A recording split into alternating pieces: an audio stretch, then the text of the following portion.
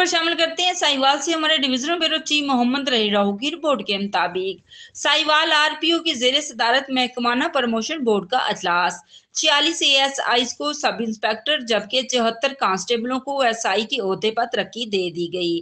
तफसीलात के मुताबिक महकमाना तरक्की के लिए रीजनल प्रमोशन बोर्ड का अजलास रीजनल पुलिस ऑफिसर डीआईजी महबूब रशीद की जेर सदारत मुनक्कद हुआ, जिसमें डीपीओ उकाड़ा मंसूर अमान, डीपीओ साहिवाल फैसल शहजाद और डीपीओ पाकपतन तारक वलायत ने बतौर रुकन प्रमोशन बोर्ड शिरकत की। अजलास में प्रमोशन के हवाले से एक एक केस का तफसीली जायजा लिया गया।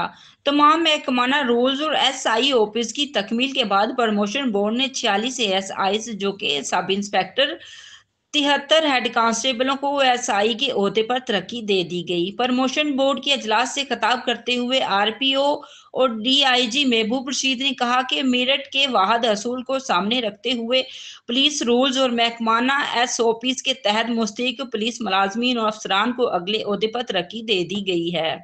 तरक्की मेहनती, दयानतदार और फराइज तनासी मुलाजम का ऐसा हक है जिसे मिलना ही होता है। मेरिट पर मिलने वाली तरक्की खुशी को कई गुना बढ़ा देती है। आरपीओ महबूब रशीद ने तरक्की पाने वालों को मुबारकबाद देते हुए कहा कि अगला मुनसब तरक्की पाने वालों से मजीद मेहनत, फर्ज शनासी और दयानतदारी का तकाजा करता है। अगली मेहनत और फर्ज शनासी इससे अगले ओहदे पर तरक्की पाने की मजबूत जमानत है। आरपीओ महबूब रशीद ने कहा कि कानून की हुक्मरानी के तहत मेरठ पर आवाम के जानो माल के तहफ़्फ़ुज़ के लिए फर्ज शनासी का मुजाहरा करने वालों को महकमाना तरक्की से कोई नहीं रोक सकता।